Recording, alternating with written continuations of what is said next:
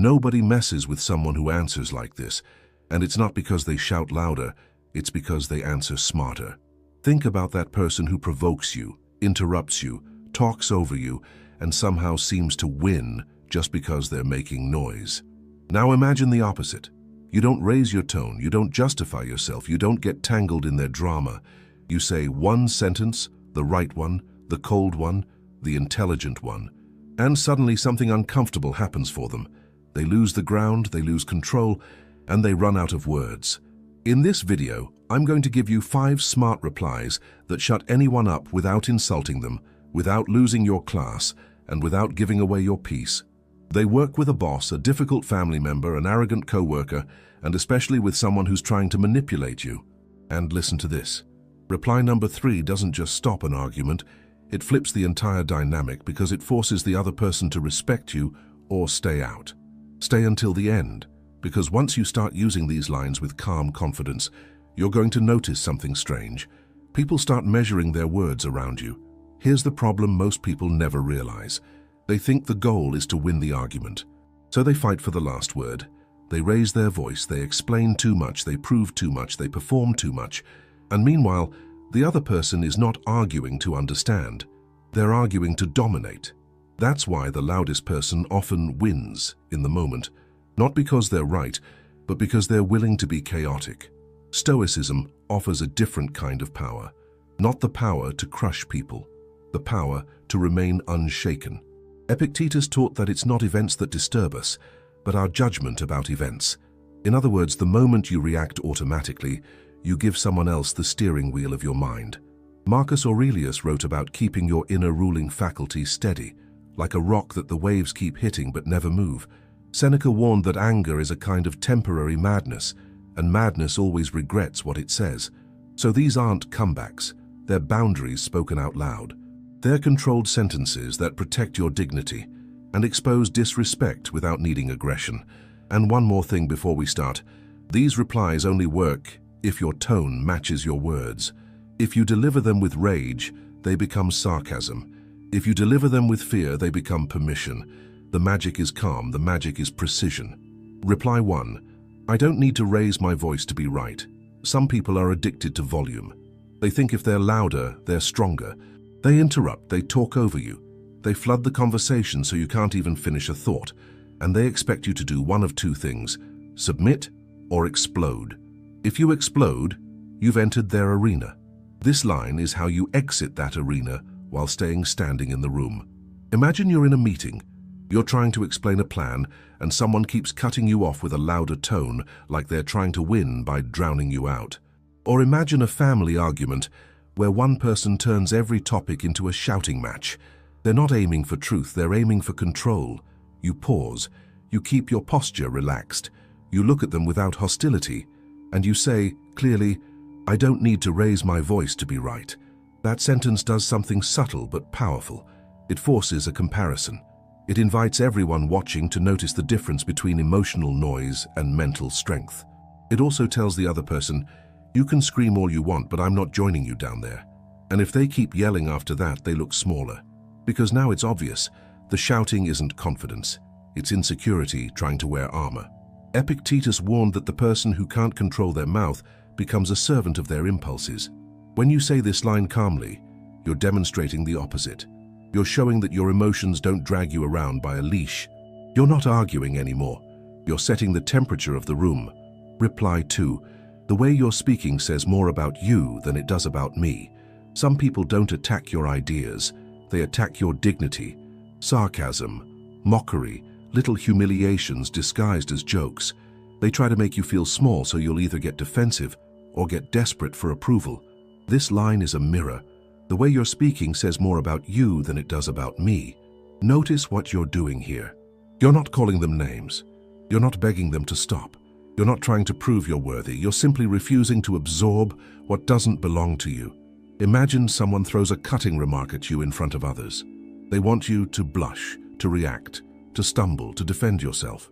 And instead you hold a quiet gaze and deliver that sentence like a diagnosis, not a fight.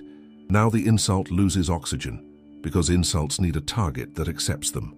When you don't accept them, the insult becomes what it always was, a display of the speaker's character. Marcus Aurelius wrote something like this in spirit.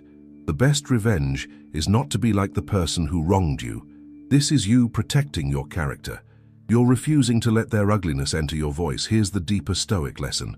You can't control what they say. You can control what you make it mean. If you treat their disrespect as proof of your value, you suffer. If you treat it as proof of their inner state, you stay free. And freedom is what they can't stand. Right here, before we go to reply 3, take a second and make this practical. Pick one of these first 2 lines and imagine the next situation you'll use it in. Visualize your tone. Visualize your face. Calm, steady. No need to win, just control. If you want more scripts like this, subscribe to Stoic Spring and turn on notifications. Your life gets better when you build the habit of protecting your inner peace and growing in emotional maturity, and that's exactly what we train here. Now, reply 3. This is the one manipulators hate. Reply 3. We can talk when we can do it with respect. There are conversations that aren't conversations. They're traps. The person interrupts you, twists your words, raises the tone, pushes you to react, and then when you react, they blame you for the chaos they created. That's a manipulation loop. Most people stay in the loop because they're afraid that leaving means losing. Manipulators love that. They want you locked in. They want you emotionally engaged because an engaged target is easier to steer. This line breaks the loop instantly. We can talk when we can do it with respect. Say it like a boundary, not like a complaint. Not, please respect me. Not, why are you like this? Just a simple condition. To imagine you're discussing something important and the other person starts attacking your tone, your personality, your motives. They interrupt every sentence. They escalate. They want you to chase them, to defend yourself, to beg for fairness. You stop. You breathe. You say, we can talk when we can do it with respect. Now watch what happens. The axis of the conversation changes. It's no longer about the topic. It's about the minimum standard required for the topic to even exist. This is what Epictetus meant when he said you can't control other people's actions, but you can control what you consent to. You're withdrawing consent from disrespect, and that's why manipulators hate it, because they can't keep escalating without exposing themselves. If they continue being disrespectful after you calmly demanded respect, everyone can see it. If they suddenly become respectful, you just force them into your frame. Either way, you win without throwing a punch. One warning. Don't over-explain this line. Don't add a speech. Don't argue about why they should be respectful. The power is in the simplicity. It's a locked door. You don't debate with someone at the door. You decide whether it opens. Reply 4. I'm not going to continue this conversation. There's a moment when it becomes clear that the other person isn't listening. They're not curious. They're not trying to understand. They're trying to win, even if it costs your dignity, your time, and your peace. That's the moment most people ignore. They keep talking because they want justice. They want the person to finally get it. They want closure. But you don't get closure from someone who feeds on conflict. This line is your exit. Clean, final, controlled. I'm not going to continue this conversation. Not aggressive, not dramatic, not apologetic. It doesn't ask permission. It doesn't negotiate. It ends the exchange. Imagine someone keeps poking you, pressing you, baiting you. You feel your patience shrinking. You can feel the heat rising in your chest, and you know if you stay for 5 more minutes, you'll say something you'll regret. That's your cue. You look at them with calm, you say, I'm not going to continue this conversation, and you disengage. Marcus Aurelius had a practice of reminding himself that he could choose his response, and that no one could harm his inner self without his permission. Seneca wrote that the greatest power is to have power over yourself. This is that power in action. Leaving a toxic exchange is not weakness, it's leadership over your attention, because your attention is a currency, and when you give it to chaos, you pay with your peace. Reply 5. That's your view. I respect it, but I don't share it. Not every disagreement is with an enemy. Sometimes it's someone close, a friend, a co-worker, a family member. They may even have good intentions, but they push, they insist, they pressure you to adopt their perspective, and if you resist, they treat it like disrespect. This line is how you stand your ground without turning it into war. That's your view. I respect it, but I don't share it. It says, I heard you. It says, I'm not attacking you. And it also says, I'm not moving. Imagine someone is trying to convince you to make a decision you don't want to make, or they keep judging your choices, pushing their beliefs, framing you as wrong for not obeying their worldview. You can either argue point by point, which never ends, or you can surrender, which costs you. Or you can use this. You say it slowly, respectful tone, no smirk, no defensiveness. And here's the beautiful part. It leaves them with nowhere to attack, because you didn't insult their opinion. You simply refused to adopt it. This is emotional independence, and emotional independence is rare. Seneca wrote about how being enslaved to the approval of others is a miserable way to live. This sentence is a key that unlocks that prison.